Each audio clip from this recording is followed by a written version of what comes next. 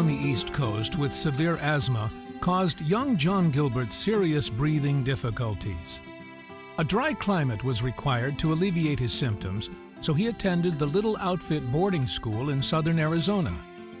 It was here, on numerous horseback trips into the surrounding mountains, that John's interest in rocks evolved.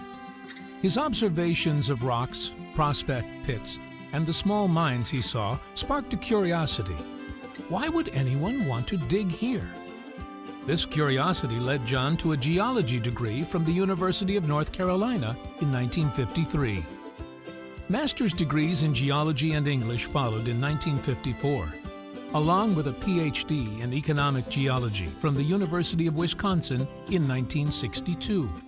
John's career began in 1957 as a research geologist for Anaconda Copper Company's Geological Research Laboratory in Butte, Montana, where he and Dr. Charles Meyer formulated ideas about alteration mineral chemistry and their zoning patterns associated with intrusive-related mineral deposits. Their collaboration devolved new symmetries and suggested processes relating to the formulation of the ore deposits of the Butte Camp, and projected very important ideas concerning genesis of porphyry systems overall. In 1965, John joined the University of Arizona as an assistant professor of economic geology.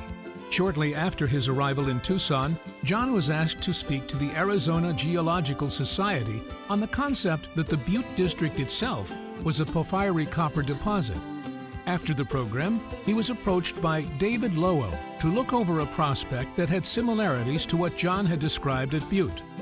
They observed that Butte and the now well-known Kalamazoo copper deposit shared similar geometries, chemistries, and mining zoning characteristics that appeared to define a reasonable porphyry copper deposit model, something for which geologists were groping.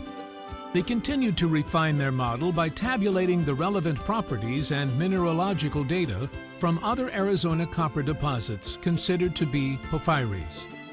At the first Geological Society of America Penrose Conference in 1968, David and John's presentation regarding their ideas about the typical porphyry copper deposit stunned the audience.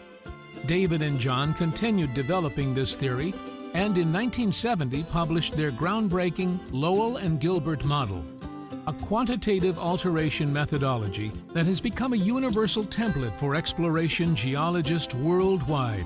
In search of this type of copper deposit, it is still relevant today.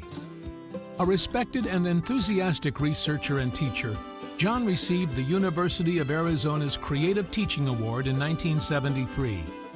At one time, out of roughly 100 graduate students and 26 faculty, more than half the students had selected John as their thesis advisor. Former student and Vice President Americas for Australia's Newcrest Gold, Bart Sukhamo, chuckles, "John's enthusiasm was contagious, but he was extremely tough on thesis work.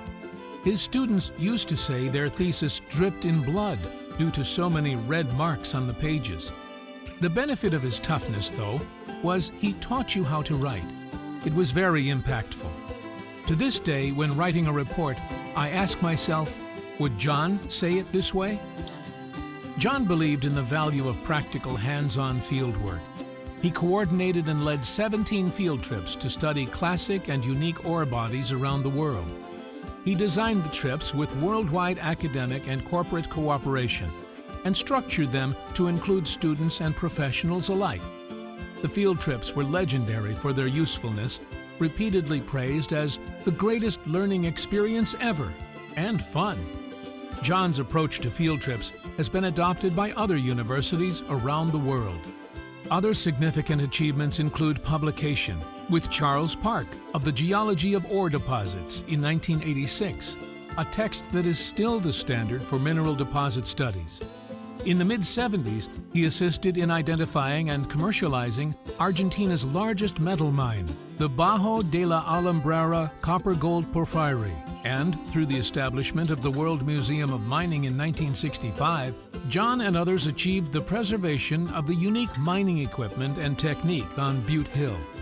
Professor John M. Gilbert's 50-plus year career in academia and business has left an indelible impact upon the mining community. John is the recipient of two of mining's most prestigious awards, the Society of Economic Geologists Penrose Gold Medal and the Daniel C. Jackling Award from the Society for Mining, Metallurgy, and Exploration. Perhaps his legacy is most evident in the several generations of successful economic geologists who developed a great respect and fondness for him and remained in contact long after the blood on their theses had dried. They are doing what he so enthusiastically trained and mentored them to do, exploring and developing the world's mineral resources.